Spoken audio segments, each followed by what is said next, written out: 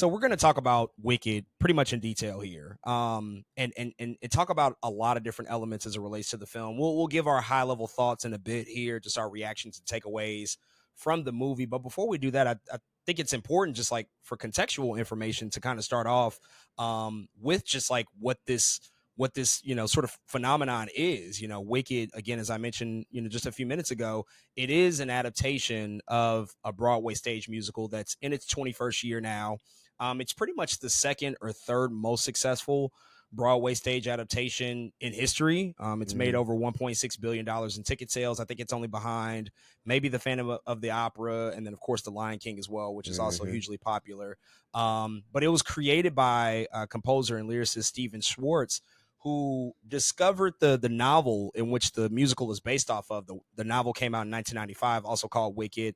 And he was on vacation. He has a really interesting story. He was on vacation and he read the novel and he saw like a lot of potential for something dramatic from this story. Like, how can I turn this into a more dramatic adaptation? But the actual rights of the novel had went over to Universal Pictures, who at the time were interested in making a film adaptation. And so initially Stephen Schwartz was going to make a movie based on the novel. However, he was ultimately convinced to do it as a stage play instead. So in a weird twist of irony, we sort of went the long way to get to where we are now, because this initially was going to be a movie, but ultimately it turned into a stage play. And as I said, it's just gone on to be hugely successful. When I first moved to New York 8.5 years ago, I made a list for myself. What do I want to see? What do I want to do? And pretty much at the top of that list, I wanted to see a lot of Broadway shows. Lion King was one of them. Hamilton was one of them. And of course, Wicked was one of them, because I had always heard about it. And I made sure to see it within the first few months of living here. And definitely it was a really great experience for me. But I think a lot of people have had that experience over time. And of course, it's just crossed multiple generations. But with all of that sort of said, like, what's your relationship specifically with The Wizard of Oz as a movie? That movie, 1939, it's probably the most widely seen movie in cinematic history. I don't know if there's any other movie that's been seen by more people. Right. It's also just hugely influential, everything that it achieved at that particular time. As a story, it's more famous than the novels themselves, which originated in 1900. There's like 14 novels, but I think most people know this source material from the film. What's your relationship specifically to The Wizard of Oz as a movie, just throughout your youth, your adulthood, and even till now?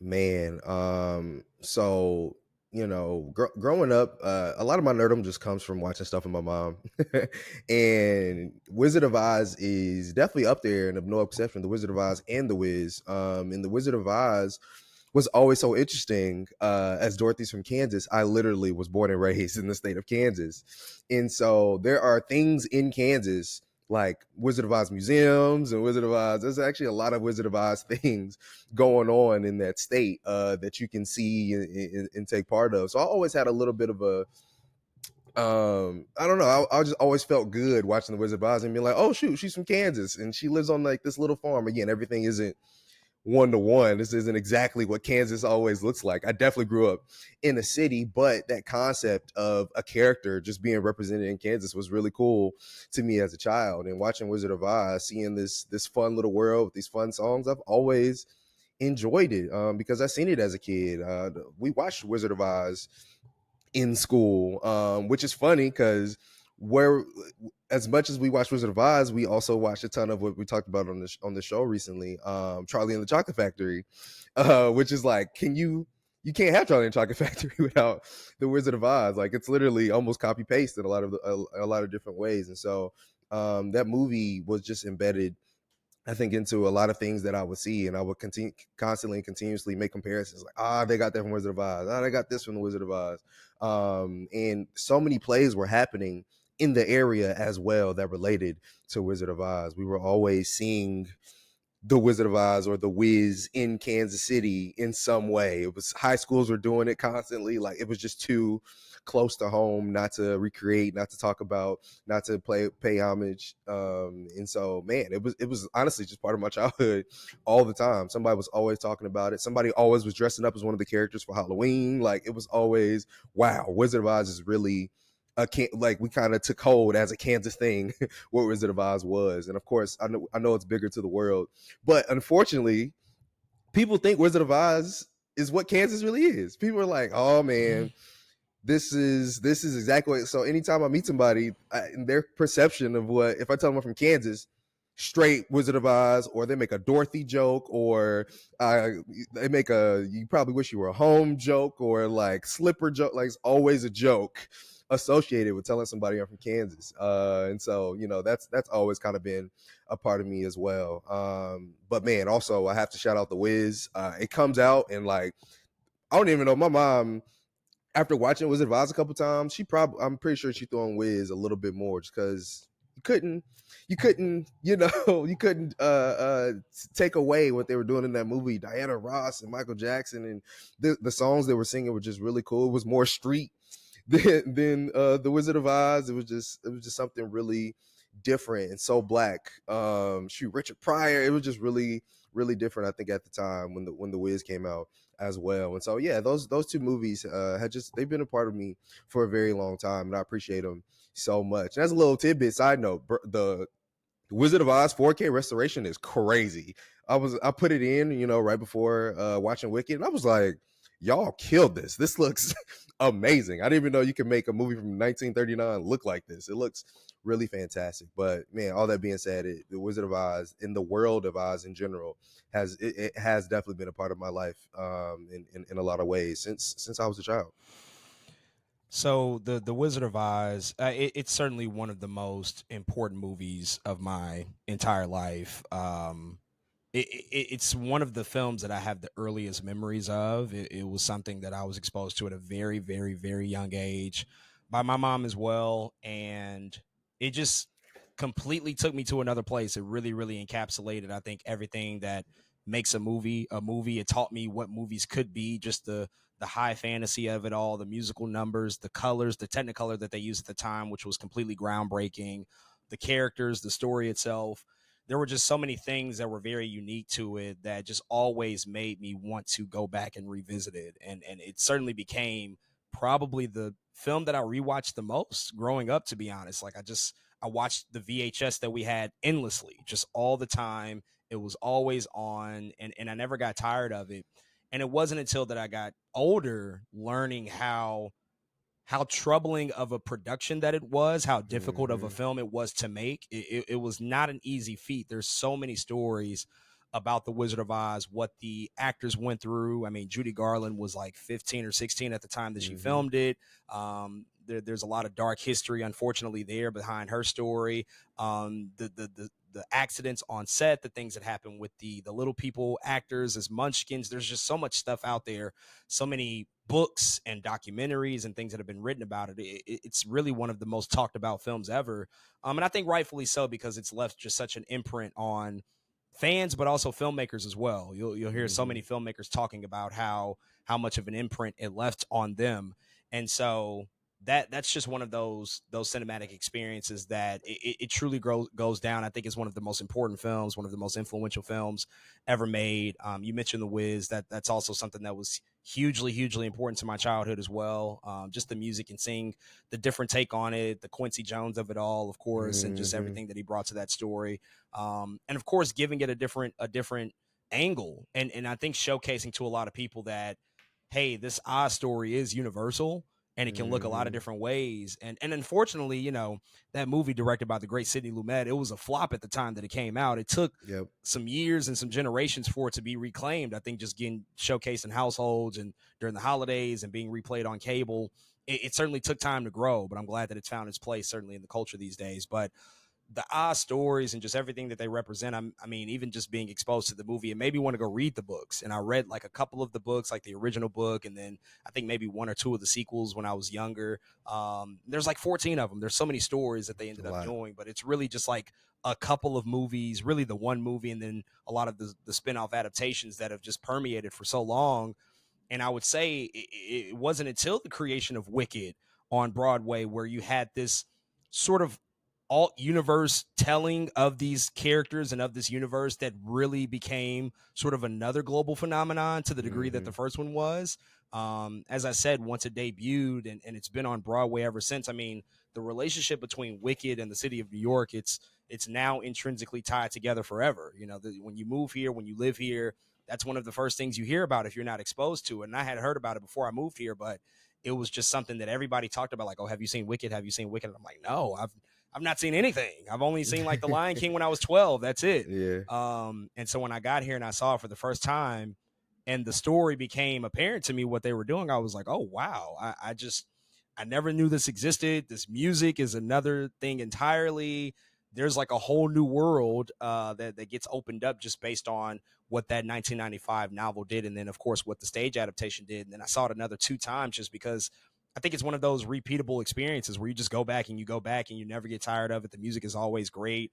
The rotating cast, whatever the case may be, it's just one of those things that's just, I think, a staple of living here. And then, of Hmm. course, they've expanded it to other places. There's a production in London. They've done national tours, so on and so forth. And so it's really important, I think, to a lot of people, to many fans worldwide. So the creation of a live action adaptation um, definitely, I think, calls for excitement for many people, but also potentially a big cause for concern as well, because the reality is in the past 20 or so years, I would say, most stage to film adaptations just have not done that well.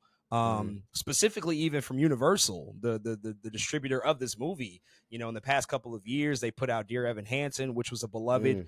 play on Broadway, a beloved musical on Broadway that I've also seen, a really good production, but the live action film is just, it's not good. It's really bad. And then of course, the abomination known as Cats, which was just a Lord Jesus. complete train wreck, another hugely popular show that is a terrible film. They failed to really translate on the big screen, and I think transfer that magic that you experience in person to the big screen. And there have been other exceptions, of course. You know, Chicago was a huge film when it came out. It did win Best Picture Hmm. at the Oscars that year, but by and large, you know, they've not been much of a staple. It hasn't really been since, you know, sort of the golden era of musicals in the 50s and the 60s, when you got things like Mm. Oklahoma and Singing in the Rain and The Sound of The Music. Like music. Hmm. those huge productions were very successful at their time, but they've kind of fallen out of favor.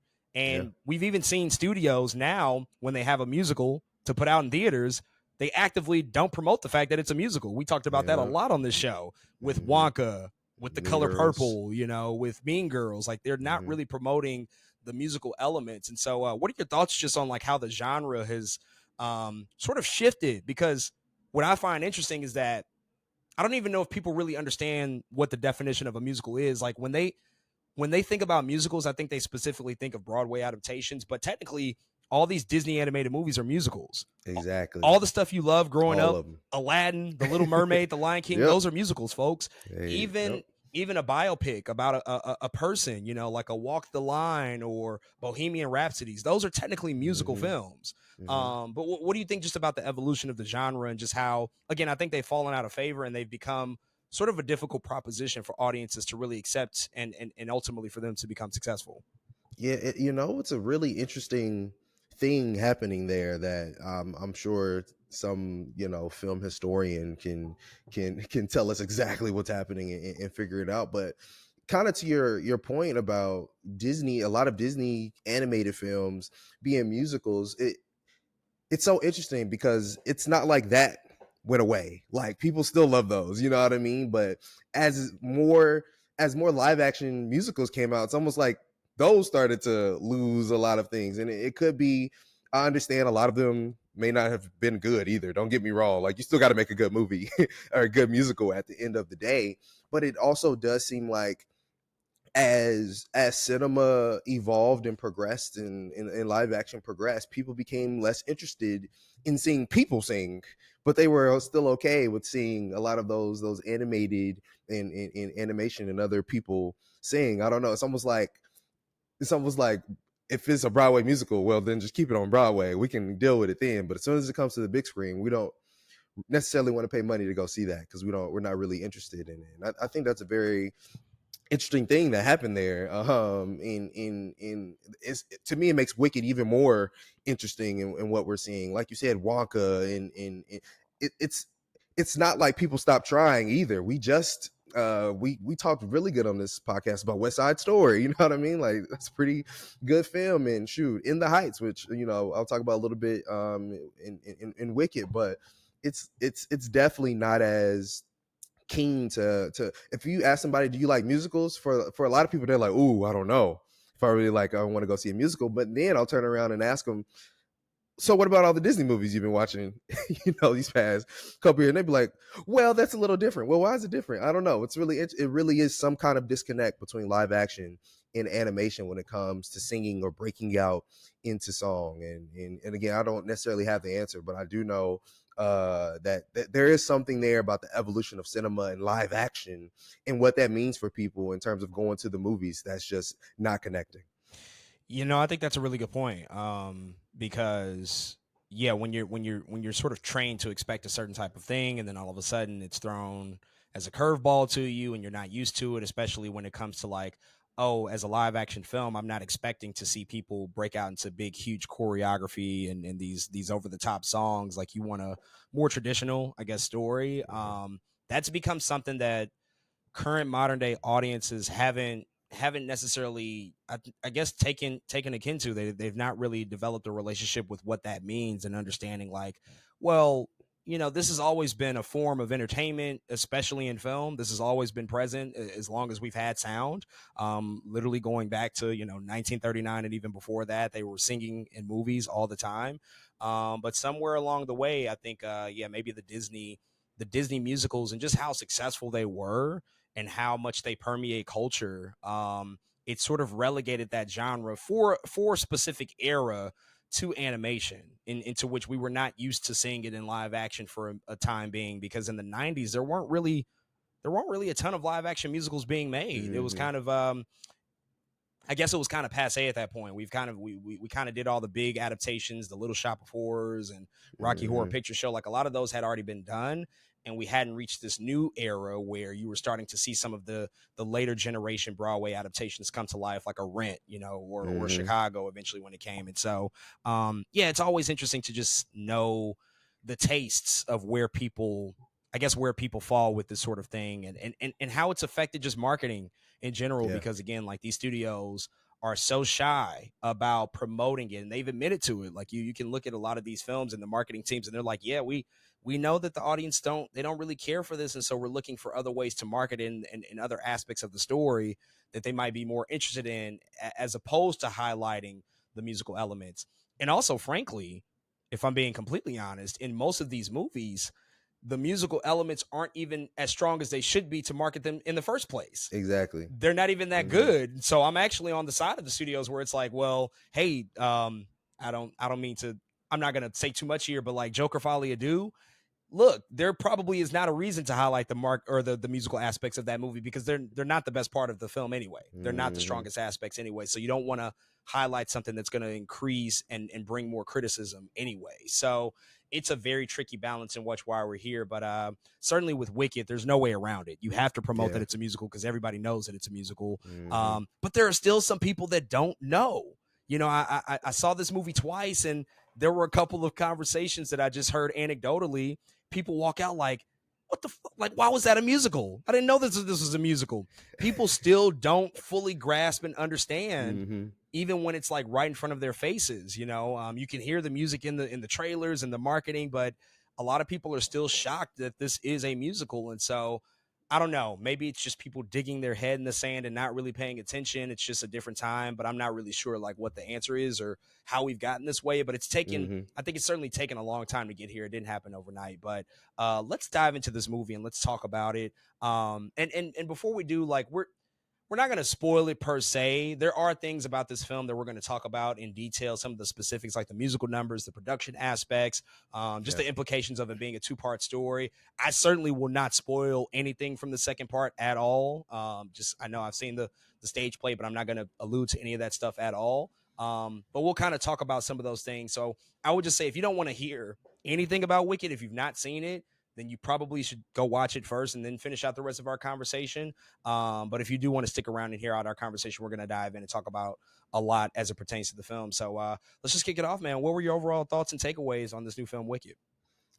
Yeah, man. To put it quite plainly, I loved it. I loved this film. I thought in I do want to preface. This is coming from somebody who has not seen the stage play. I have yet to see Wicked. It's something that I'm still trying to see to this day. Tickets are very expensive to see Wicked. They are not going to go down now either. I mean, this movie only made things worse. I'm gonna keep playing the lottery and hope to get some cheap tickets to see Wicked. But no, I did absolutely love this film, and I've also noticed that I think I just like John Chu as a filmmaker. At least I have recently. Like Crazy Rich Asians, I absolutely love that movie. I really like In the Heights. And coming into here, I knew that John Chu had, I think, something to bring to the table as pertains to this film, and I think he did that, at least to a certain extent. I don't think it's an all the way perfect film, but for what a musical film kind of blockbuster it was to be on the big screen, I enjoyed it for the most part. Starting with Cynthia Erivo and Ariana Grande, I mean, without them, what even is this film? In Cynthia Erivo, I think absolutely killed it and nailed it in all the ways possible. I think what's the thing is about the story of the film is that it's not, at least in this part one of the film, it's not a film that's like going to surprise you in any way. It's quite literally and very plainly a film about what is discrimination and like hope and, and what it means to with friendship and relationships. Like some of those themes I think are very simple and prevalent throughout the film, but it's not without heart either. I think there's a lot of moments where you go, oh, that was sweet, or wow, I can feel for that character. And what I like about Cynthia Erivo's performance, of course, beyond vocals, we know she can blow, we know she can sing, we know the music is good, is that I think she did a really good job of wearing her heart without saying too many words. There's a lot of moments I think in which she's required to she is supposed to be kind of a little more shy but also a little more quirky, and the racial undertones of the film kind of shine through in her performance. Like it's like, no, yeah, I see how that was a microaggression, and I think a lot of Black people that watch the film are going to feel a little bit differently than a lot of other people that watch the film. But I think everybody can understand what they're going for here, and I think Cynthia Erivo did a good job of communicating the ways in which she was supposed to feel, and a lot of the things that were thrown at her here. Ariana Grande's comedic timing, phenomenal, fantastic. She just, I think a lot of people forget Ariana Grande came from acting. Like, you know what I mean? Like, of course, she's a singer, but she was an actor. She also she's been in shows. And and a lot of people are like, oh, I'm so surprised. I was like, I'm not surprised at all. This is her. I think Ariana Grande. Maybe she hasn't done some of that stuff in a while, but I remembered exactly who she was, and I was like, yeah, this is one of those things where we need. Once you see her again, you're like, yeah, we need her more. Where have you been? She was funny. She was uh yeah, she was funny. And I think of course her vocally, it's crazy seeing two vocal powerhouses be able to do this, I think, together. But I think my favorite is when they were on screen together. It was really the best parts of the film when they were able to have chemistry with each other, act off of each other. I thought those parts were done really well. Some other acting casting choices, I'm not really sure that Jeff Goldblum had to be here per se. I think I could see somebody else doing what he was doing. He kind of was just himself, which it worked a little bit. And in other moments, you're like, I guess, like you're just being kind of Jeff Goldblum in this role, and that doesn't. I could have seen somebody else, I think, maybe give a different kind of performance here. Kind of the shame with Michelle Yeoh. Love Michelle Yeoh, but I could have seen somebody else also kind of doing what she was doing as well. And maybe we'll see something else out of both of them in part two that maybe I didn't see in this first part. But they were just like, oh, I could have seen somebody else, I think, in one of you two's uh roles. And so yeah, that I think production design is beautiful. I think there are a couple moments where I felt maybe we could have turned up the saturation a little bit. I know, or I don't know. There's a couple moments where I think everything is beautiful. The costumes are beautiful, and I think that's what they were trying to pay attention to. But I think there's also moments where I was like, why is this a little more dull than the last thing that I seen? I don't know. Sometimes I think the visual is slightly inconsistent. That's a nitpick. I think I'll actually really love the way the movie looked, but I think there are moments too that could have kept me a little bit more engaged had the visuals been a little bit more I guess fitting of the wonderful world of Oz, but I think for the most part what they set out to do they did by the way in which by the way the movie looked. But man, by the end of it, I absolutely loved it. Again, I loved the story, I love the performances here for the most part. I love the music. I think it was really well or done really well.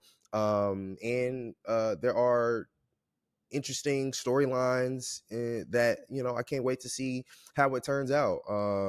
I think part two is going to be surprising in a lot of ways. Again, I don't know the story yet. I'll probably, but the way this movie works, I'll probably will end up seeing the stage play before part two even comes out. So I'll know by the time the movie comes out how part two goes. But for now, they got me. I'm still grabbed, and I love the way the movie ended. I had a fantastic time watching it. I think watching it around people definitely helped as well to get some of that excitement. Nobody in the theater was just like singing for no reason and being loud next to you or anything. Everyone was fully engaged and kind of enthralled with the film, and I think because of that, man, I enjoyed this film.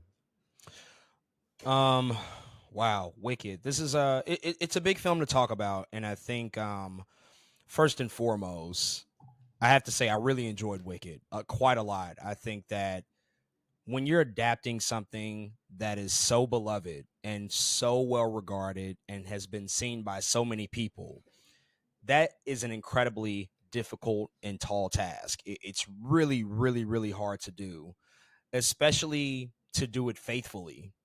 And I think that that's probably the biggest compliment that I can pay to Wicked is the fact that this is such a faithful adaptation of that stage musical. They don't really compromise anything or sacrifice any element from the stage musical.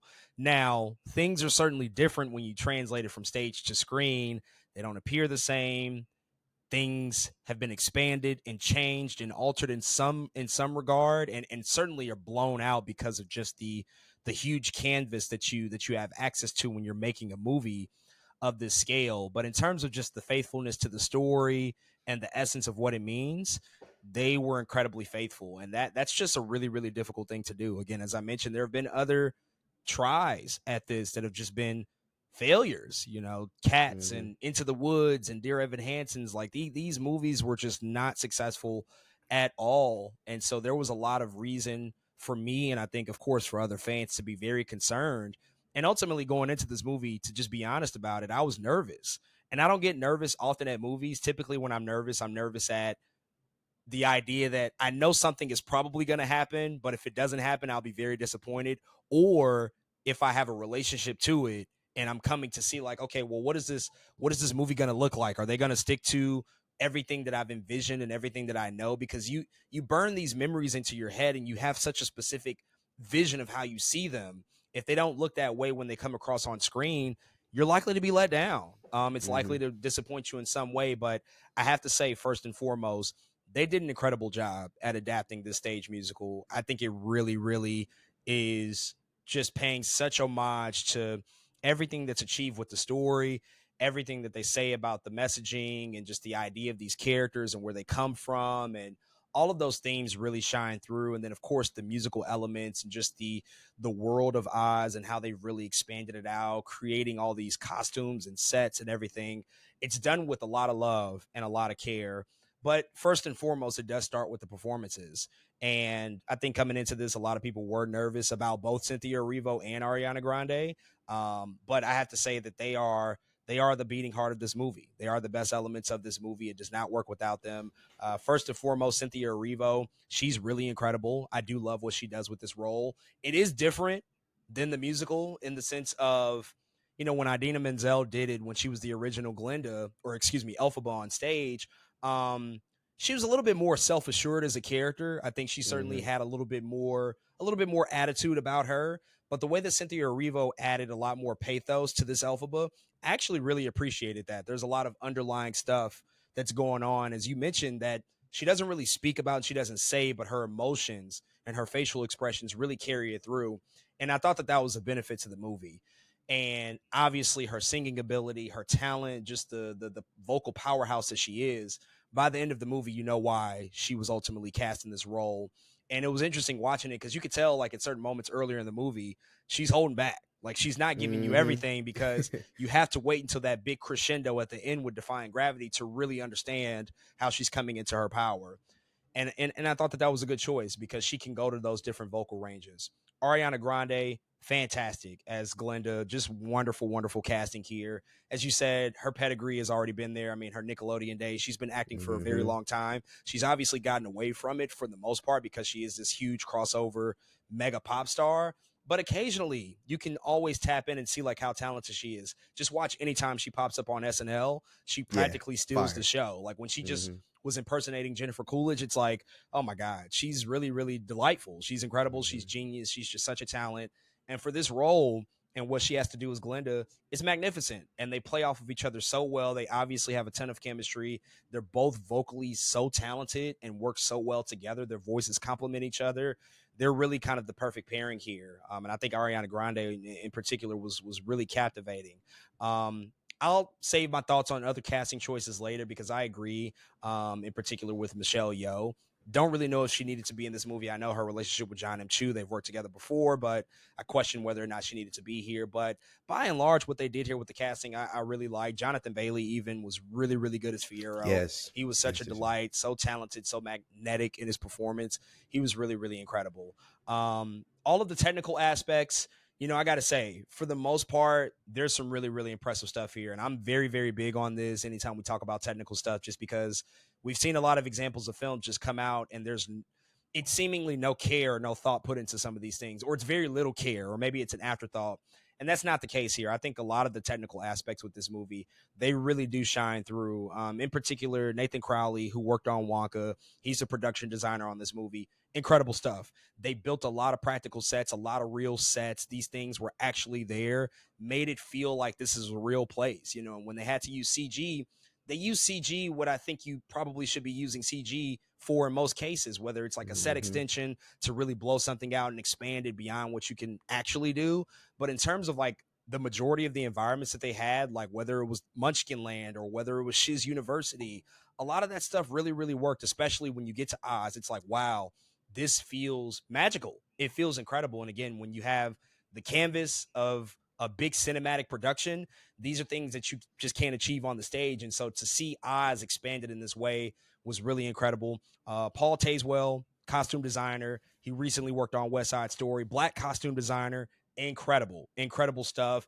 It really adds to the grandiose personality that I think a lot of these characters have, just their over the top costumes, the colors, all of that stuff Hmm. was just incredible. The one thing that I do have the problem with that you also alluded to, I'll speak more about this as we dive in, but it is some of the visual choices with the color grading and the overexposure and I guess just the lack of color in some sequences. And Yeah. there's more to be said about that, but I'll just be honest that a lot of that stuff, as I was watching the movie, it really, really infuriated me because this is a trend. This is not exclusive to Wicked. It's been a trend in many, many other productions over the course of the past 10 or so years, Hmm. especially with the explosion of Marvel films. There's been this trend and this effort to go for realism, so to say, in movies. And I'm just not with it. I don't agree with the choices. I don't agree with the way that it looks. And there were some major distractions for me at several moments in this movie where I was just like, why does this look this way? It should look so much more colorful, so much more lively, and it's not that great. And the last thing that I'll say, I guess, in sort of like wrapping it up as it relates to just like this adaptation and what it ultimately means and the splitting of the two parts. Look, I think that splitting this whole proposition, this whole story into two parts was a wise move. I agree with the decision to do that because if you didn't do that, you would be sacrificing a lot. That being said, I still don't think this movie needed to be as long as it was. It's 2 hours and Mm-hmm. 40 minutes. It's a really, really, really long movie. And they don't really add much, to be honest. But what they have to do is expand a lot. They have to expand on things. And what you can do on stage plays that you can't do in a movie, Mm-hmm. in stage plays, you can do things simultaneously. Like three people can be doing something at the same time. You can't really Mm-hmm. do that in a movie. You have to kind of plot out every single thing, and everything kind of has to get its own time. And because of that, it definitely draws out the runtime. And I feel like that this story, this first half of the story, it's all about getting to the final moment. And that defying gravity moment, it's damn near perfect if you ask me. But the lead up to get to that place Mm-hmm. takes a really long time. And a lot of me just felt like I was waiting on that to come, because some of the stuff in leading up to that was just not as compelling. The animal storyline I've never really been a big fan of, and that's like another big focal point, of course, of Mm-hmm. this story in this movie. That stuff I think really slows it down. Some things certainly drag out for me, and I don't think that 2 hours and 40 minutes was necessarily the way to go. But I guess it's one of those things where it's like, you kind of have to either go with it, or you are going to sacrifice quite a lot of what makes the story special to many different audiences. But by and large, I think it was a pretty big success across the board for what they had to achieve here. Certainly more to say as we dive further into this film. And again, if you haven't seen Wicked, we're not going to again spoil per se things that happen in the movie. It's kind of difficult to even spoil this movie. Like you said, there's not a ton of surprises in terms of what happens, but Yeah. we'll refrain from maybe some of the plot devices. And of course, again, I won't really get into specifics with the implications for what it might mean for the second half of the story. But let's actually start off and talk about the performances even more here. Mm-hmm. Cynthia Erivo, Ariana Grande, who went through a very, very arduous casting process and auditions process. This role was not given to either one of them. They both had to Right. really work for it. And according to the directors and the filmmakers, they went through probably hundreds of people before they ultimately landed on these two. And then, of course, the rest of the cast, Jeff Goldblum and Michelle Yeoh and Jonathan Bailey, all these people who make up this cast. It's pretty star-studded. It's a It pretty is. it's a pretty stacked cast across the board. Very talented and decorated cast. Cynthia Erivo, obviously, huge pedigree from the stage world. She's a Tony Award winner. Has won numerous awards. Ariana Grande, one of the most popular celebrities that we have. I think she's like the Mm-hmm. I don't know, second or third most followed person on Instagram. Um, Sheesh. it's ridiculous, like 375 million followers. Michelle Yeoh coming off an Academy Award win. Jeff Goldblum, 4 or 5 decade career, also has a career in theater and on the stage as well. But he's just like famous for being who he is and being a celebrity. What are your thoughts just on the cast and just again what they brought to the movie, some of the specifics that you want to get into, just about how they sort of brought this story to life again, because these are like very Mm-hmm. huge roles. Like we're talking about the Wicked Witch of the West, Glinda the Yeah. Good, the Wizard Yeah. of Oz. Like these are characters that a lot of people know and already have a relationship to. So what do you want to say just about how they stepped into these roles and made them their own? And what's so interesting about that, in the way we grew up with Wizard of Oz and the way we grew up with The Wiz and other Oz stories, there are kids that are going to see this movie right now, and this is going to be them for them. Like Cynthia Erivo is going to be their Elphaba for them. This is Ariana Grande is going to be their Glinda for them, and so it's a big role for them to be in, and I wonder if I think Cynthia Erivo and Ariana Grande know it, and I think that's part of the reason they probably work so hard to get these roles as well. But I think they chose the right people. And Cynthia Erivo has been, it's so interesting because she actually picked she has a really good way of picking her films. Cynthia Erivo, all the movies she's in may not be perfect, but I'm always like, I can see why you picked that movie, or I can see why you're here. Even a movie as weird as, like, I was like, why are you in Harriet? What are you doing here? This is Cynthia Erivo, but I could still understand why she went for a role like that. And this is one that makes the most sense. What's so cool also about Wicked as a movie that exists is, like, in the way John Chu even shot this movie, it feels like they brought all the theater nerds to the forefront. You know what I'm saying? Like, it doesn't necessarily just feel like, oh, this is a movie musical thing. It's like, hey, theater nerds, this is also for y'all. Like, everything they're doing definitely feels like a lot of it is coded in theater, and what kind of that feels like. And that's what Cynthia Erivo, we know that's what she is. She was, like you said, she has Tony. She was huge in Color Purple. And it's so interesting to see how she continues to move, and I think manifest these different roles. And so I loved her as Elphaba, not only because, again, all of her the theater things that she can does, but the blackness that she brings to Elphaba in particular, I thought was done so well. Like, they gave Elphaba like micro braids in this movie, and I think Cynthia Erivo was able to like weave in some of those just those cool feeling like I'm a black girl moments without having to say it, because that's what she is. It just works for her. And what's so cool about Ariana Grande, I think, being casted here is when she does act in the things that we should know her to be in, she has always kind of been kind of bubbly in a lot of ways, right? And a little bit on the kind of the ditzy side of things. But here she was able, I think, to change and refine and to be popular, and to see and to take that to, I think, new heights, to make her so interesting. And I think nobody else, I think another reason they chose Ariana Grande, I don't know if anybody else could have hit the comedic timing in the ways that she was hitting a lot of those things. I thought she was just superb in that way.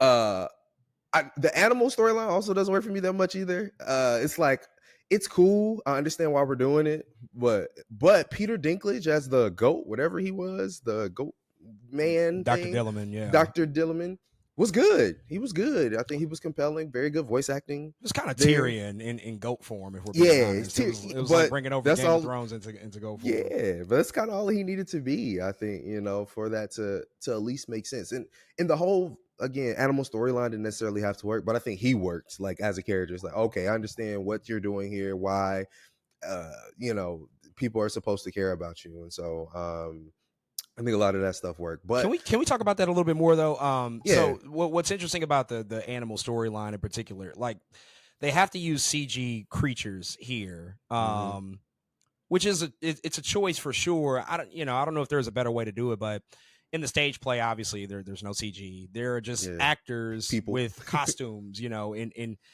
these sort of costumes and effects to make it appear as they're animals. And of course, you're not going to do that in a film because they are going after quote unquote realism here. And you can't use real goats, guys. But I don't know, just when you're looking at CG creatures, like the CG itself it's fine, but we're also getting into that territory where it reminds me of like the documentary style Lion King that we got in 2019. Like we're looking at these photorealistic animals speak, and I think there's just like always going to be a disconnect with that. I don't know if there's really a successful way to pull that stuff off, even if it's supposed to be this really compelling story within the show. And to be honest, like even in the musical, the original production, that's even a story that I don't know resonates really all that well, because that's ultimately the motivation for Elphaba as a character, why she becomes sort of the way she becomes. And I was interested to see how they were going to pull that off, but knowing that they had to lean more even into CG, it kind of made it even more of a disconnect for me this time, as opposed to like seeing a real person just with a goat mask on stage. Like weirdly that works because you just suspend your disbelief, but knowing that she has to emotionally connect with their plight because she's dealing with a similar issue. I don't know. That's just one of those weird elements, I think, of the film that it's almost an impossible thing to pull off. And I know they tried really hard to make it work and make it emotionally resonant, but it never quite landed with me.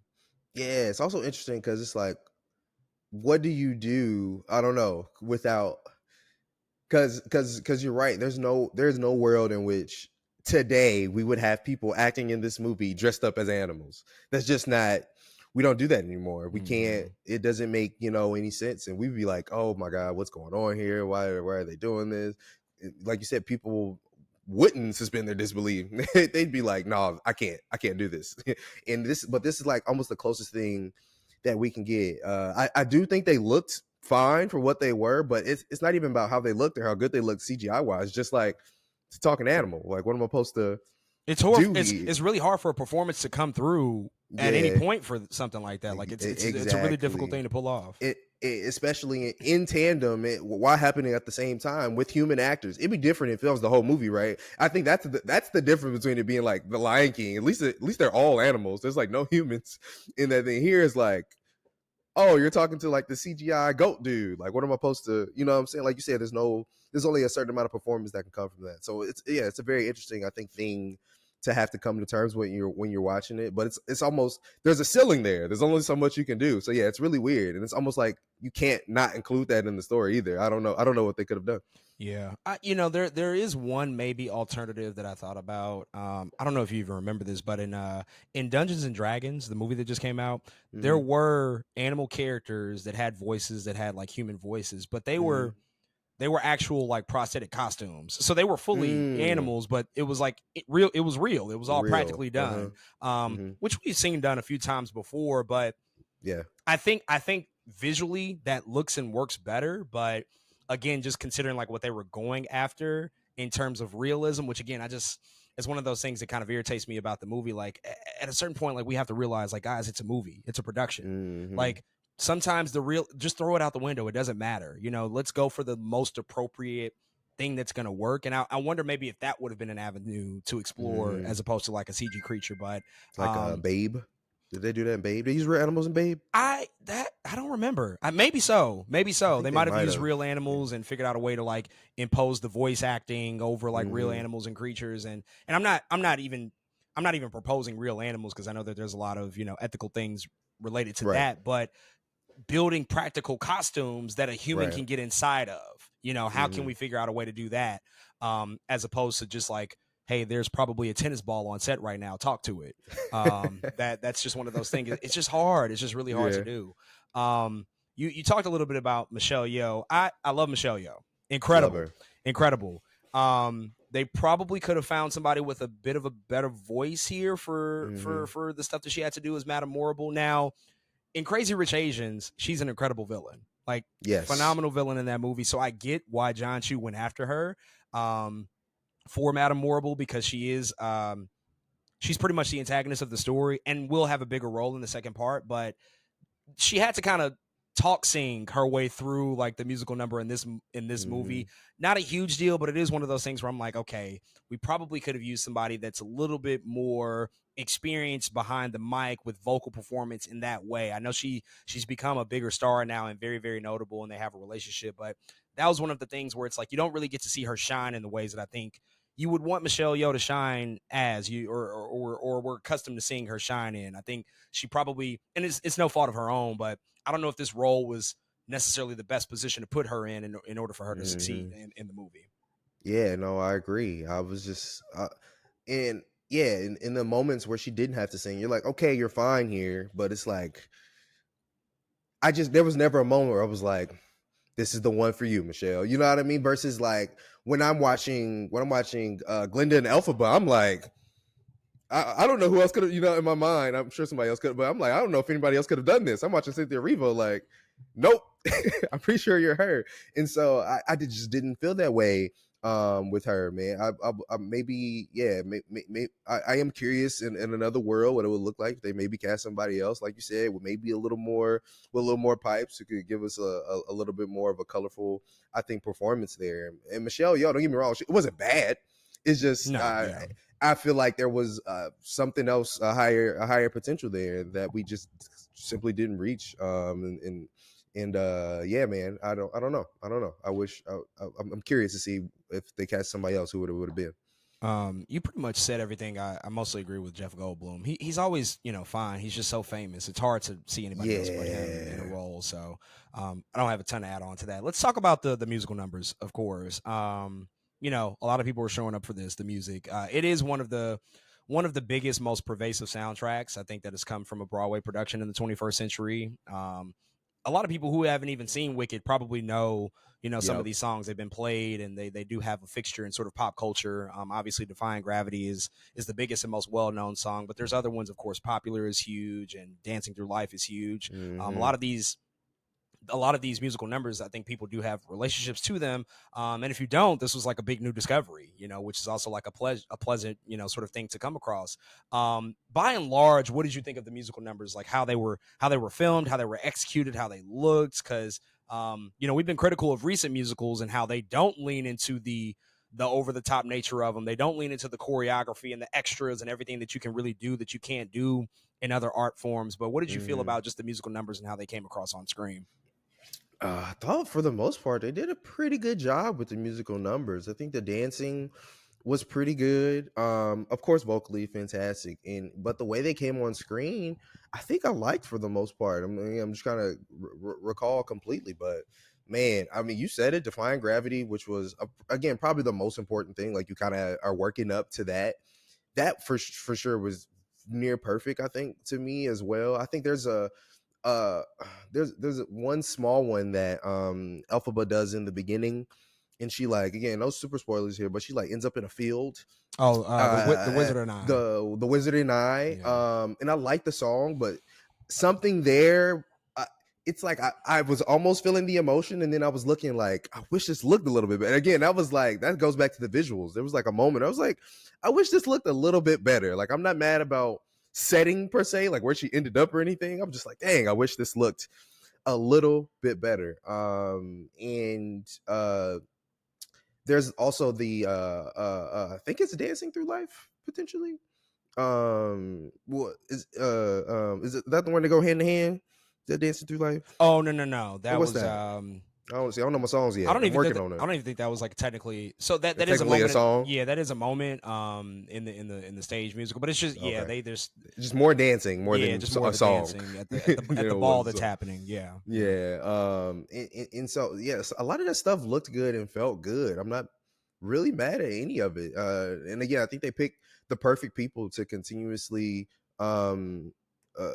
move this thing along. Oh, there's one I wanted to talk about, the set design. It's Ariana Grande. It might be popular, but I don't know. She's in a nightgown or whatever. There's like this hallway that she has to go through, and it's just like completely pink hallway. I was like, why does the rest of the movie look like this? I was like, this hallway is beautiful. Like, this is what the film should look like all the time. I really liked that number and what Ariana Grande did there and what the costumes did there. But that was like one of the moments I was like, everything came together. This is what it's supposed to look like. Kind of similar to Defying Gravity. I was like, that's good. That's what the musical is supposed to feel like. So yeah, for the most part, I think I pretty much liked everything. Jonathan Bailey did what he had to do. Very charismatic. He did very good. I think I liked everything for the most part, man. Except for, again, some of the small Michelle Yeoh stuff we talked about, and then Jeff Goldblum. It was fine what he did. I don't think I hated it either, but it was just like, you're Jeff Goldblum. What's going on here?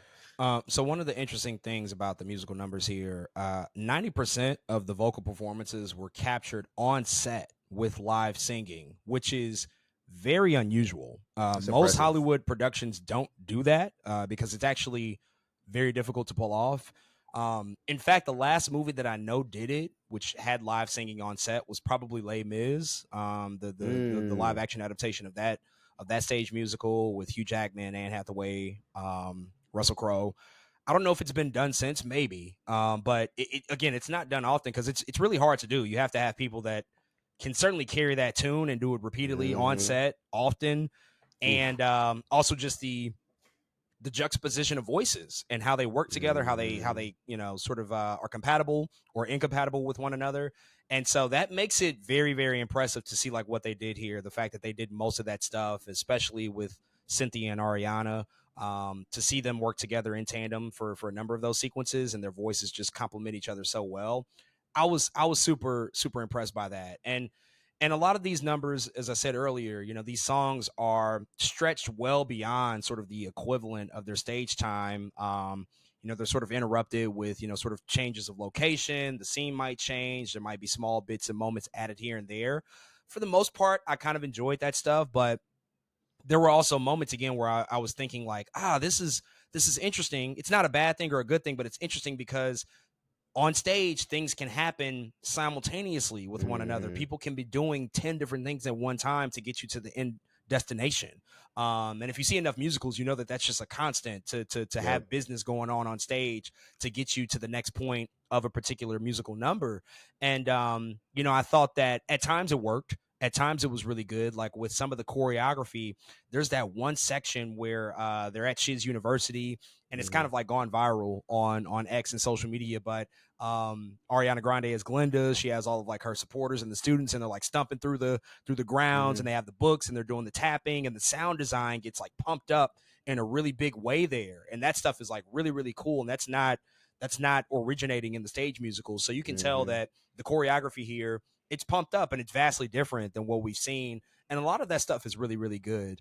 But also at the same time, there were moments where I was kind of longing for a little bit more Mm-hmm. from, I guess, like a camera movement perspective, from Yeah. just like a creative perspective. I thought that a little bit more risk taking would happen with some of like the look and feel of some of these things. I think probably the most successful was Dancing Through Life, when Mm-hmm.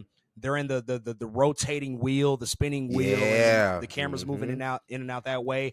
I loved how the camera was moving, and I loved the choreography, though that sequence is also like really drawn out compared to the stage equivalent. I thought that that was cool, but a lot of other things were shot very traditionally to me, Mm-hmm. and that was a bit surprising. Just knowing what you can take advantage of here that they don't really take advantage of in most of these sequences. But I think, beyond them playing it safe with some of the camera movements, a lot of these are really, really good. But the ones that you do have to nail, I think, No One Mourns the Wicked, popular, of course, and what Mm-hmm. Ariana Grande is doing there. She was phenomenal. That was probably where, like, to be honest, John Chu was kind of cooking the most, because Yeah. it's a very small, intimate environment. You're not Mm-hmm. working with 50 extras. Like, she's just in the dorm room with Elphaba. She's using her beauty closet and the chest and all, just like very small, intimate stuff. But it felt like a theater production at that point. It felt Mm-hmm. like, okay, we're translating the stuff that works on stage, and we're figuring out how to use camera tricks and camera techniques to not lose the essence of what it is, but still make it its own thing. And so a lot of that stuff that I really really liked. Um, Defying Gravity, I do want to talk a little bit more about that. Like, that's the big crescendo of the movie. On stage, that whole moment is probably about 7 or 8 minutes. Here, it becomes a full blown 15 or 16 minute sequence. Like, it's It's his own act. it's Damn it's near. it's a long thing that's drawn out. The song is much more interrupted in this version than it is in the musical. But Mm-hmm. they do ultimately sort of reach the same exact destination in the same moments. But again, like, the film is building up to that. It's going to be a huge thing. It's going to be this big breakaway moment for Elphaba's character.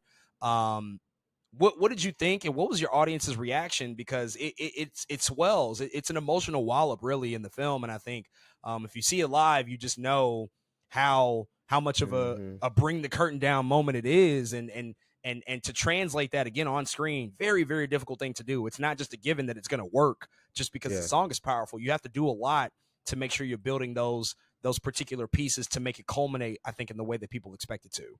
Yeah, you're absolutely right. It does have to. There is a buildup that has to happen, and I think, again, I have to applaud Cynthia Erivo here, because you mentioned it. There are moments earlier in the film where she's singing certain songs, maybe like "I'm Not That Girl," or I don't know, certain other songs where you can tell she's holding back a little bit, almost because that's how a film is supposed to go, right? Like your character starts one way and your character ends another way, and by the time Defying Gravity happens, it's like, all right, Cynthia, it's time for you to let loose, and they kind of do that in a lot of ways, and the crowd reaction, man, I've never it's so interesting, because a lot of the movies we go see, if people are crying, it's like more of a quiet moment, if that makes sense. Like, it's because something has happened, it's really sad, there's not a lot of the music, or the sound isn't loud. And here it's kind of the opposite. The way the emotional gravitas was swelling in the song almost was like getting ready for people to start crying, almost, in a way. It was like, are y'all there yet? In the way, it's funny, the way the song goes is like, well, if you're not there, you're gonna be there now. Like, there just kept being these little moments that tried to get you, and eventually, the whole theater was in shambles, just like crying at some point. But again, it's so interesting because it wasn't quiet. It was like this big belting and singing, and everyone's like, "Oh my god, is this it? Is this what's going on?" And so, again, it was really cool to see. I think how people reacted, because by the end of the film, I mean, you're clapping like it's a Broadway show just happened, and I think that happens often in some musical movies, right? Where like a big number ends or something happens and people will clap almost like it's a show. But to see it go down in this way, I think was really interesting. Like you said, it's a very long sequence, and I think the sequence does a decent job of at least somewhat of a crescendo to get to where it needed to be. Yeah, I was very nervous about this sequence, heard a lot about it. But at the end of it, when I saw it, I was like, okay, yep, they nailed it. They nailed the most important element, really, of the Yeah. movie. I think a lot, Yeah. an element that a lot of people cared about. I liked it a lot. They added a couple of things where it's like, oh, that's new. That didn't happen, but I was fine with everything and just the build up to it, the way it looked also in particular, just like Hmm. the action sequences that were integrated into the musical moments, Hmm. the balloon and the hot air balloon to Hmm. get up to the tower, all that stuff, the flying that has to happen. There's a lot of really creative stuff that they do there to get us to that point, and then just like the note that it leaves you off on is Yeah. also like a really strong moment. It's a really, really huge thing. I think that leaves people very, very awe-inspired by just like what took place. And again, it doesn't work without just the chemistry of the Hmm. characters and Glenda and Elphaba and just the journey that they had been through up until that point and just everything that led up until that moment. So I was very impressed by it. I was very impressed by it. And, this is one of those films. I saw it twice. So I saw it in IMAX and then I saw it in Dolby. And as you mentioned, like clapping happened after every musical number. I mean, Hmm. even if the audience wasn't always prone to clapping, there was at least like two or three people that were like, "No, we're clapping. Everybody clap. Like we're clapping. It's okay, Yeah. guys." Which I'm always fine with. It's been these comments about singing and shit. I'm not here for that at That's all. different. Yeah, that's different. There's a place and time for that, and I know everybody has their own opinions, but the clapping I'm fine with because we do want to kind of Hmm. rekindle that feeling of what it's like to see a Broadway stage show. Being in the Hmm. theater and what that feels like. Um, to talk a little bit more about the visual stuff. So I got to talk about this because look, there's been a lot of conversation. It's not something like us just kind of being nerdy about it and bringing it up. It's actually been Hmm. a pretty prevalent talking point just about the visual choices here. Now, it's become so much of a conversation that even John M. Chu has like had to go on social media and defend his choices. People have brought up the desaturation, almost dull look of the movie, and he's gone on social media and he's like, we did that to make it feel more real than because in the original Wizard of Oz, it's implied that everything that happens in Oz is just a dream. It's not real. It was all in Dorothy's head, and that creates the landscape and the backdrop for a more fantastical Hmm. technicolor style world. And look, the original Wizard of Oz is one of the greatest visual achievements in cinematic history. It's Yeah. one of the most influential as well. When you get that black and white sepia tone juxtaposed against Hmm. the vibrant technicolor sequences, it's just a sight to behold. And when you come back to this world in this new story, and you see certain scenes that appear soft or overexposed or desaturated, I think it left a lot of people just, disappointed. Like, couldn't we have not gone for it? A little bit more here. Could we have not shot a Hmm. little bit higher? And honestly, I respect John M. Chu a lot. This is his 10th movie, so he's very, very well trained in this world. He Right. the reason that this movie works is because he's done musicals before, and I think a lot of musicals Exactly. don't work. A lot of musical adaptations don't work is because they don't get experienced people. But he's done this, time and time again. So I really, really Hmm. respect him as a filmmaker and just the journey that he's been on. But that idea of realism is just silly to me. I just don't get Yeah. it's Hollywood. This is not a damn documentary, and so I just don't understand why we can't lean into some of the more vibrant aspects of this universe and of this world Hmm. like we did with the original film. I just think Yeah. it's one of those things where I think some of these trends we're seeing lately in Hollywood, and Marvel has done this a lot lately. You can look at a lot of their films and it's like that looks really dull. That doesn't look Hmm. great. I mean, hell, to be even honest, like I love this movie, but Guardians of the Galaxy Volume 3, there's certain scenes in that movie where it's like it's very desaturated here. It doesn't look great. Like when Yeah. they go to Counter Earth, all of that stuff just Hmm. looks ugly to me. Some of the sequences in Endgame look ugly to me. It's like we should Hmm. be doing more and better here, and I feel like that's just been lost over time in Hollywood, where movies have just lost a lot of their color and their flavor in this chase of realism for whatever reason. But what else did you want to say about that? I know you pointed out like some specifics and certain sequences, but any other thoughts on just like, you know, the choices made there and just how it affected your overall viewing experience? Yeah, and I think what also makes it so jarring is, again, in preparation for this film, I watched Wizard of Oz and I watched The Wiz. And I very specifically, again, what I love about The Wiz is how they were able to change stuff. But there's a moment in The Wiz when they finally get to, I guess, the base of Oz. I forgot where they were, but it's like a big centerpiece in the middle, and there's a bunch of people surrounding, almost like it's like a fountain without water. I don't know what it's called, but it's like they're in the city, and the Oz is like, change the color to yellow, change the color to red. It's literally like, so they literally are using color to fuel the song and what's happening in that moment. And I was like, this is hella tight. Like, if you've never seen The Wiz, go back and watch that. It's really tight to me, because I'm over here thinking like, dang, did they change costumes, or did they really just use like a big light to do this thing? And I felt like when I'm watching Wicked, I'm expecting to see and feel some of those same things. The reason I bring up Ariana Grande in that pink hallway, because I'm like, y'all did it. That's it. Y'all used this pink super. It felt like what I was seeing in the other films of Wizard of Oz and The Wiz. I'm like, dang, that's it.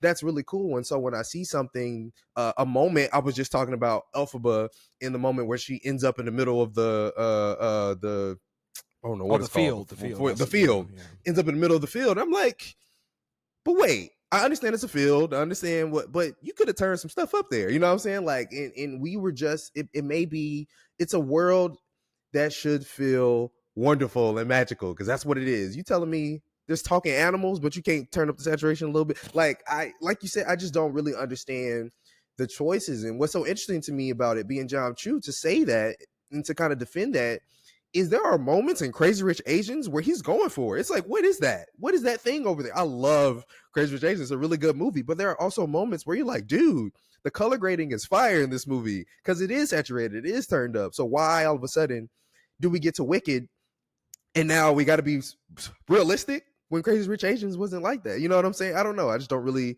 get where that comes from, or how they ended up being like that. Part of me thinks you're just thinking too hard. Like, to me, that's like, no, you're thinking too hard. Why are you doing that? And the other part, yeah, and I just wish I really understood, because I don't. But yeah, it was a couple moments where you're like, it's a little frustrating, especially because it's getting flack for desaturation moments, but it wasn't like that the whole time. It was like a roller coaster. It was like, oh, that looks good. Why doesn't that look like that? It's just really weird to me. Yeah, the moment where it really stuck out to me was right before Elphaba and Glinda go to Oz. They're at the train station right outside. That's probably when the movie looked the ugliest to me. It's like the same field. It's the same field. Also, so what's interesting about that, they really built this train. That train is practical. It's real, which I'm crazy. Like, that's incredible. That's an amazing thing to do. But then you have that moment where they do the close-ups and Elphaba is talking to Glinda. And this happens in Marvel movies. It pisses me off, but you get the out-of-focused, soft background behind the characters. You can't make it like it. It feels so blue screen, green screen to me. It's like, okay, now I know that this is not a real place anymore, because for some reason you've made the background out of focus.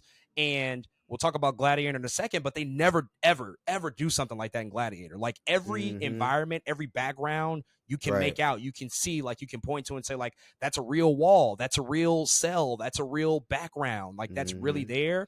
And when you do moments like that, it kind of takes me out of the film personally.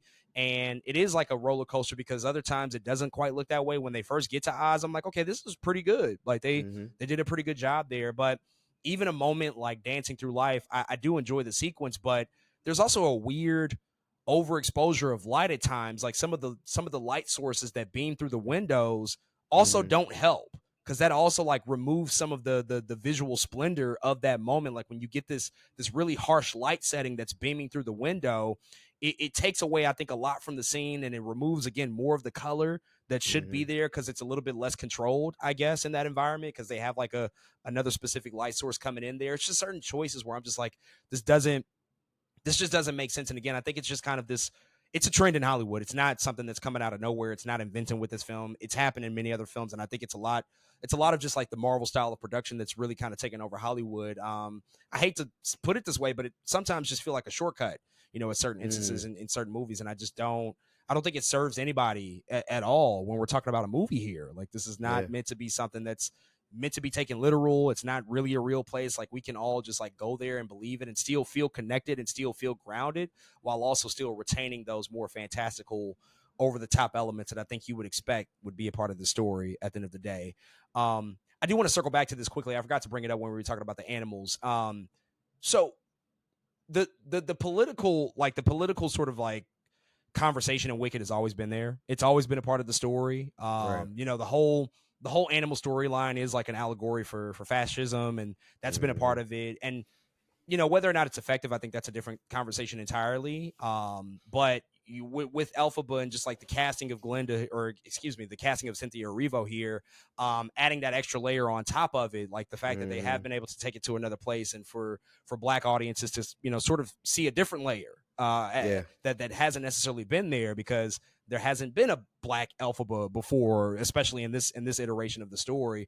Did that stuff like really resonate with you? Did you walk away with, you know, sort of extra feelings from that aspect of the story? Because again, I think certain audiences can look at some of the political things and they might relate to it, they might feel something, but also it still feels like a movie and a story that's enjoyable enough to where if you don't pick up on that, or if you choose to not pick up on that, it's okay. Like, you don't have to lean totally into that side of the messaging per se.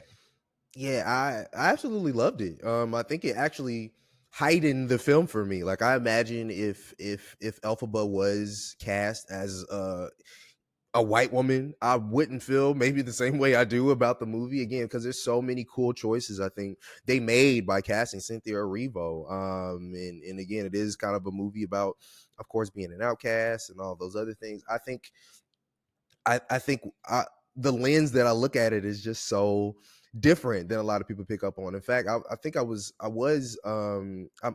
looking at like different reviews, and nobody really, because a lot of those reviewers are white people. A lot of them either, like you said, don't choose to pick up on it, or they just didn't because they don't see that movie, I think, in that way. They see the baseline, like, yeah, of course she was being discriminated again, like all this stuff was happening, but they don't pick up on, like, I don't know, I think the ways in which it makes us feel watching it while being Black. Like, again, a lot of the stuff, it does feel like a microaggression. A lot of it does feel like a nope, I've been there. You know what I'm saying? A lot of people can't see and feel and say that, and so I do appreciate those aspects of the movie for sure, because what makes Wicked also so interesting is the recontextualization of what Wizard of Oz even is, of what, of what that story looks like and means, and can recontextualize it even more by adding Cynthia Erivo as a Black woman here. I don't know. I think it's really cool and adds to the depth of what that could be. Again, it feels very, very basic and simple for a lot of the things they're going for, but that's a nice little touch and an extra layer, I think, that specifically Black people, and even more specifically Black women, have picked up on. They seem to love and resonate with, and it's been really cool, I think, to see how they enjoy the film different from other people. And you know, for the record too, I think it's okay to not pick up on that stuff too. Like, Right. I think it's Exactly. fine, because it Hmm. is just a story at the end of the day where you can enjoy the entertainment value for what it is. But as you said, that extra layer is there if you choose to open yourself up to that, or if you have been exposed to that and you can relate to that lived experience. Like, that makes up a pretty decent story in and of itself. And again, this has always been political storytelling, the story in general, Hmm. like, it's always been there. But to add on those additional pieces, I think it's useful. I think it's useful and it's good. Now, in terms of the two parts of it all, Yeah. this is another interesting aspect, because in terms of trends in Hollywood, we talked about the musical trend, but this is also like a trend in and of itself. In particular, there was a time where doing two parts was, it was the norm. You know, we saw it really popularized in the early 2010s with a lot of the Hmm. adaptations of the YA novels, the Harry Potters, Hunger Hmm. Games, all that stuff. They were doing two parts. Now, Harry Potter pulled it off, very successful. All those other Yes. things that tried to do it, Twilight, Hunger Games, not so much. It kind of came to bite them Hmm. in the butt, and we saw it affect Hollywood so much that when it came time for Marvel to do it, when they initially announced Infinity War was going to be a part one and part two, they pivoted. They were like, actually, it's two separate movies with two different titles. I think that they learned from the mistakes of some of the other studios, and Hmm. and now we're seeing sort of a walking back on that idea of promoting something actively as a part one of a two-part story. They didn't even do it with Dune. You know, if you didn't actively Right. know, that Doom was going Mhm. to be a 2-part movie, you end that film and it's like, wait, to be continued or Doom Part 1? It and It Chapter 2 did the same thing. Like there's this new element to conceal that factor. And again, everybody doesn't know this stuff. This is another anecdotal conversation I heard. People walking out of the theater like, it really had to end on a to be continued. What the hell? Even in my second viewing of it, I was sitting right next to somebody, and the title card comes up and it says Mhm. Wicked Part Part One, 1. and they Mhm. visibly yelled Part One. What? They were very, very upset about that. So a lot of people don't know that this is split into 2 parts. Yeah. Um, do you find that this is a good decision, and do you find that not actively promoting that way is a good decision? I think even more so, like we've seen the film and like we know what the story implications are, but also just from like a commercial perspective, like what it means. But they did film both films like simultaneously. Mhm. It was an incredibly long shoot, like 160 days, ridiculously long Wow. shoot. At the end of it, it was interrupted by the writer strike, but they only had like Strikes. 10, Mhm. 10 days left of filming, and they resumed earlier this year. But it's a gargantuan production to split this into 2 parts, but they are only taking about a year off in between, so the next part will be out next year. But just thoughts on just like the idea of splitting it to 2 parts and what that means and what that ultimately means for audiences, and just how it tells the story, even too, like with expectations of like how it's going to end off. Like there's so many things I think you can look at it Mhm. like different angles. But what's your take on it, and just like the idea of like having this be two separate stories that's coming together to complete into one? Yeah, Hollywood. It has been so interesting with these two-parters because I think there are a lot of people who I've also seen a lot of cinephiles say this too, but a lot of people just like one movie, like make one complete movie. Let's move on, do something else, make it longer if you have to. But I found myself thoroughly, I think, enjoying part one and part twos because of it's for recently, at least to me, when that has happened, there's a level of love at least that goes into the story. There's at least a level of, okay, we have a part one here, we're trying to tell a complete story, let's do it. But I think it's another thing in terms of marketing to get people to maybe not understand that so much. And I think it's, you start to lose trust in the people a little bit because, like you said, there were people who are like, part one, what the hell's going on here? Why is it a part one? I even honestly, I didn't know until a couple weeks before the movie came out that it was going to be a two-part. Like it really kind of fell under wraps for a little bit. A lot of people didn't know that it was a part one to the story, and so I think I think my question is, if it is, if even you know from the beginning that it's a part one, does that to deter you from going to see the film? Like, does that, you know what I mean? Do you think that stops people from being like, hell no, I ain't gonna go. That's just a part one. I'm not gonna go to see that movie. Or maybe does it do the opposite? Like, okay, now I trust you. I know it's a part one. I can buy into this thing. And the reason, and that's so interesting because also what did the opposite was Spider-Man. Spider-Verse was like, a lot of people didn't know until the very end of that film. Like, damn, the movie over? Like, that's it. And even more so, I think there was a decent amount of people who knew about Wicked eventually, but Spider-Man was like, huh? What the hell is going on here? And so, yeah, I don't know. It's been really weird. And the reason I defend it though too is because to me, recently, all of the part one, part two movies that have come out have all been done very well to me. I think Dune is good. I think Wicked is good. I think Spider-Man is good. Shoot. I mean, a lot of those films do tend to be pretty well thought out, fleshed out.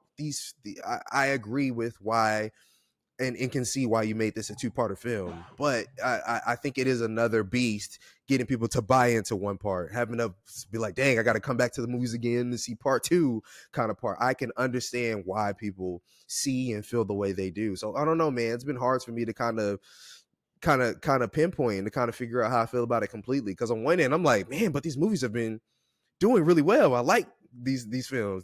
But I can also see the flip side. It's like, man, are we now just settling for part one and part two of everything? Is everybody going to continue to do part one and part two of everything? Even though it's not like it's a new thing per se, but it has been, I think more people know about it more often. So yeah, I'm not sure, man, but it's been an interesting thing to see how people respond to it.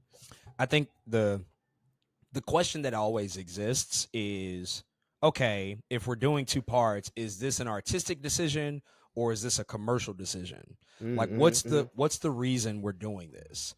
And if it's ever at all for commercial purposes, which that'll always be a factor. Like, let's just be Right, honest for about sure. that. There's always like, oh, we have 2 chances to make as much money. Like, let's do that. But if it's not primarily led by an artistic decision, then you are setting yourself Mm-hmm. up to fail. And I do think that after seeing it, having 2 parts for Wicked in particular is a wise artistic decision. I agree with it. Yeah. That doesn't always happen. And for a long time, it was mostly a failure to do something like this because it Mm-hmm. would really deter people, I think, more than it would excite them, because it would be like, well, yes, one, I have to come back and finish out this story, but least of all, this has to be a good story that I'm willing to come back and see. Like it has to be a successful movie. And sometimes that just wasn't always the case. Like that wasn't just a Yeah. given that it was going to be that way. And so I think that you have to certainly know damn near almost that it's going to be a home run that first time out. The reason that I think you get the examples of Dune or of Spider-Verse, those stories, Mm-hmm. like these were conceived as one film initially until they Yeah. then realized, fuck, we can't do this in one film. I don't think Mm-hmm. that they ever set out to do it as 2 films. Like Denis Villeneuve has talked about that. I know the Spider-Verse Mm-hmm. team has talked about that. And even with Wicked, when they came to the drawing board initially, they were like, oh yeah, it's one film. And then they realized along the way, like, oh wait, but we would have to cut that, and we would sacrifice that, Mm-hmm. and we would lose that. And then it just doesn't become worth it at Now that it's not point. good anymore. Yeah. It's not good. You lose the essence of it. And so then you make the choice, like, okay, let's split it into two. And I think when that's leading the conversation, you're going to be in a pretty decent place because you're doing it Mm-hmm. from a well-intentioned place. Not to mention, the stage musical, you see the whole story in one shot. This first part of the movie is as long as the stage musical is. They're about the same Yeah. length. Mm-hmm. But Defying Gravity is such an emotional wallop. I don't know how you continue on with the movie after that. Like Yeah. I don't see I Mm-hmm. don't see a course of action in which that's going to be a successful thing to do. At least Mm-hmm. with the stage play, you get a 15-minute intermission to where you can gather yourself, you can Right. reflect, you can think about it. You're like, damn, that was crazy. And then Yeah. you come back to it. In the Mm-hmm. movies, to just like have the next scene after Defying Gravity, what a moment that is, would just be weird. That would just be like really, really jarring. And I don't think it would work. And so I think from an emotional standpoint, it would have been too much to ask audiences to continue watching the film after such a heavy emotional moment like that. Plus the idea that songs would have been cut, storylines would have been shortened Mm. or axed out. Like, I do think the film it's too indulgent with the runtime, but Mm-hmm. overall, I do agree with the decision. What's interesting about part two, again, without getting too much into it, it's much more action packed. It's Mm-hmm. much more fast paced. I'd argue it probably loses the plot, but there are certainly more tie-ins to the Wizard of Oz stuff. That's all I'll Right. say. And so Mm-hmm. I'm just very curious as to how people are going to react to that side of the story, because Mm-hmm. many fans would argue that part one is stronger, because part two, it just goes into interesting places that I think people will have strong opinions about. And so I don't know how successful that's going to be. What I do know is that they will be adding music, because there's less music in part two than there is Mm-hmm. part Mm-hmm. one. I know John Chu has admitted that they're adding a couple of songs. I heard that there might even be more. I don't know. We'll see. But it's interesting. And then, of course, the box office, which we talked about last week. This was set at some really, really high expectations in terms of what it was going to perform as. Initially, it was tracking at about 125 million. It did come in slightly under that. We both predicted the over on that, but it came in Mm-hmm. slightly under. So we were technically wrong, but it still pulled in Yeah, it was close. $114 million Yeah. domestically, which Mm-hmm. was incredible. It's the third biggest opening of the year, only behind Deadpool and Wolverine and Inside Out 2. And it represents the top 10 domestic openings all time. The top domestic opening all time for a Broadway musical adaptation. So it's above Into the Woods, Mamma Mia, Hairspray, and Les Mis. And then Wow. overall musicals in general, it's the fifth biggest opening worldwide, and it's pretty much only behind those live action Disney movies that we've gotten over the past few years. 2019's The Lion King, 2017's Beauty and the Beast, Frozen 2, which is animated, but that also had a bigger opening, and then 2019's Aladdin. And currently, as we're recording this, it's sitting at $200 million globally, which is a huge success. This first one was budgeted at about $150 million. And it's also estimated that this weekend, which is technically the second weekend that it's out, it's estimated that Wicked is going to make $31 million on its second Friday, which is a 15% increase from last Wow. Friday. So it's going to make more week Yep. over week, which Black is just Friday. incredible. And it could have been even more, but there's so much competition between Gladiator and Moana 2. There's not enough screens, but it probably would have made more money if Moana 2 did not come out in this particular weekend. So huge success box office wise. The one thing I want to end off on as we wrap up this conversation with Wicked is the Academy Awards and Oscar chances. It's been a rough year, if you ask me. And it's been even more of a rough year for movies in terms of what are the front runners at the Oscars? Like what are the big key movies that are going to be the huge talking points, the ones that get people really excited, who are the likely winners? It's kind of more unpredictable in this year than I think in the past few years. But Wicked has certainly etched a lot closer to the conversation. And to be honest, if we're talking about movies that people have seen, this is kind of the last opportunity that we have this year for a movie that is going to get people even excited to watch the Oscars, because every other movie in contention that we've talked about, most people haven't seen. So what are your thoughts on just Wicked and what it potentially may do at this year's Academy Awards in terms of, the technical awards, which I think a lot of them are probably a shoe-in, but maybe even some of the acting performances and some of those other categories? Yeah, I think, every year there's always like a movie that, or at least the past couple years, there's always like a movie that the people, I think, root for. I think this year, I think Wicked is kind of going to fill in a lot of ways that Barbie lane, right? Like a lot of ways, like this movie, I think is going to, it's going to get nominated for a lot of things. And I think it's going to win a couple, but I think, like you said, this might be one of the ones that get people excited to watch the Oscars. And I think when it maybe even loses things, it might be like, they're going to be people like, oh, this is an outrage. Again, very similar to Barbie. I feel like it's going to have some of that same feel that Barbie had in last year's Oscars. Like, I do feel like this film is going to get a nomination for Best Picture. In my mind, it's not even top 3 in terms of winning, but I think it's definitely going to be nominated. I think we're going to see Ariana Grande step up there and be nominated for, I guess, supporting actress. Now when it comes supporting actress, I don't know. I don't think I feel I'm pretty scared that Cynthia won't make it. And again, which will feel very similar to how people felt about Margot Robbie. Again, I feel like it's like Barbie Part 2 in a way. Like I don't think Cynthia is going to get the nomination. I think maybe there will be maybe something else happens with Part 2, but right now, just the way things are going and the way I just don't see it happening as much as I absolutely loved her performance. I'm not sure about screenplay yet. Part of me wants to say no, but part of me does feel like because it is in Best Picture, I do feel like it is going to get the Best Picture nomination. It does have potential to get adapted screenplay. We'll have to see about that when nominations actually happen. But like you said, the technical awards, I think they're all a shoe-in to get nominated. Costumes, I think editing, makeup and hairstyling, sound, maybe visual effects is another one. I'm not 100% sure. Yeah, that's tough. I don't know. I think there is a lot of visual effects that are there, but we'll have to see how the rest of the category looks. Like I think in my mind, I know how the rest of the category looks, and I can see something else taking its place in a 5th spot. But I think it definitely still has potential to be there for visual effects. But other than that, man, I don't know. Yeah, but I think that's a lot of praise for the film. Production design, of course. I think there's a lot of praise for the film, and I think it will be nominated for a lot. But when it comes to winning, I'm not sure what we're talking about here per se. But I definitely think it's gonna have a lot of eyes on it come award season. Yeah, I mean, most of the below the line stuff I think is a shoe-in. Production design, costume design, hair and makeup. I think all that stuff. Yep.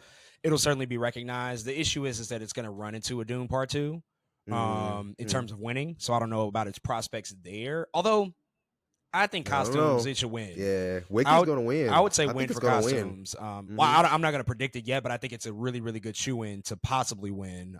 There's still some things to see, but the costumes are pretty incredible. But the rest of the stuff is going to be tough to just like overcome Dune Part 2 in that respect, just the below the line stuff. Above the line with the acting categories, I think Ariana Grande, she's a shoe-in for sure. Yeah. Best Picture nomination, probably so. I think so. I think it'll likely happen. It should not win by no means, but I think it likely will get in there. The thing with Cynthia Erivo, I really like her in this movie. It's a really, really competitive year for Best Actress. Like, it's actually pretty Yeah. stacked between Mikey Madison and Honora. Yeah. Angelina Jolie is getting a lot of praise for Maria. Carla Sofia Gascon and Amelia Amelia Perez. Perez, Nicole Kidman, Baby Girl. There's a lot of competition there. So I'm not sure. It's gonna be more difficult for her to get nominated. I'm interested to see how the Golden Globe nominations shake out in a couple of I weeks think when she'll we get get the those. Globe. I think she'll get the Globe Well, nom. that threshold's a lot lower, so she'll definitely get Yeah. that. But I'm interested to see how the categorization split goes and like what that looks like and how many people get into that. But more interestingly, the BAFTAs, because I think the BAFTAs have been more I don't think indicative. she'll get the BAFTA. I don't think she'll Well, get she's the British, BAFTA. so I don't know. She's British, Yeah, so that's true. they lean That's British true. pretty heavily. So if she, I actually do think she'll get the BAFTA because she's British. That's big though. If she gets the BAFTA. That's a big. It'll be big. Thing. Yeah. It'll be a big thing there, and that could be indicative of what the Oscars might look like. But it's a tougher field for sure for the Academy Awards. Absolutely. So yeah, I think generally though, it'll be good to be present just in general because again, there's not movies that people have seen this year that are currently in conversation. Like, viewership will definitely be down this year compared to last year, like no doubt about it. You don't have Barbies and Oppenheimers that are really making up the field. Like, you don't even have something like from a couple of years ago like Top Gun and Avatar. Like, nope. Wicked is the biggest movie for a lot of people up until this point. Gladiator, we'll talk about that in a second, is another potential contender, but it's going to be a very low-key Oscars. And so if they want just some of the conversation and some of the I guess just the excitement around the award show, it would probably behoove Academy members to think about like what this might look like. Although that shouldn't be the only conversation, but again, like, it is still a business at the end of the something. day. So it's still something to definitely pay attention to. As we wrap up here, any final thoughts about Wicked, expectations, hopes for part 2, or just the overall experience of what this movie meant for you? Man, I'm excited for part 2. Even though we don't know what's going to look like you said, it's going to be a completely different kind of part. And I think as much as you're talking about as faithful as that first part is, and how good they did with part 1, part of me feels like because of that and how you feel, that part 2 is not going to be like that. Part of me feels like, they're going to add some stuff in here that's going to feel way different than the Broadway musical feels. But part of me kind of feels like that's interesting though, and that's exciting a little bit. So I'm looking forward to part 2 of Wicked. Very still excited to see Cynthia Erivo and Ariana Grande do even more. And what's really cool about it is, like you said, they shot the whole thing. And it's very rare that we get, I think, a part 2 this quick. Like, I'm thinking about all the part 2s we've gotten. This is probably going to be one of the quickest part 2s to a film this big that we've seen in a very long time, if at all. So just excited for that time in between movies to be short as well. But yeah, man, it'll be a pretty highly anticipated film for me come next year.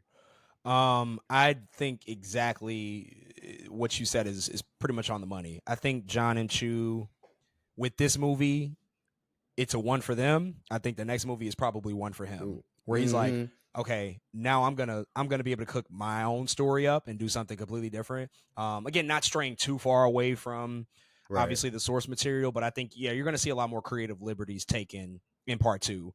And honestly, I just knowing how part 2 goes and knowing that that's probably going to be the case, I don't think it's going to be as successful. I don't think it's going to be as much of a moment as this one is.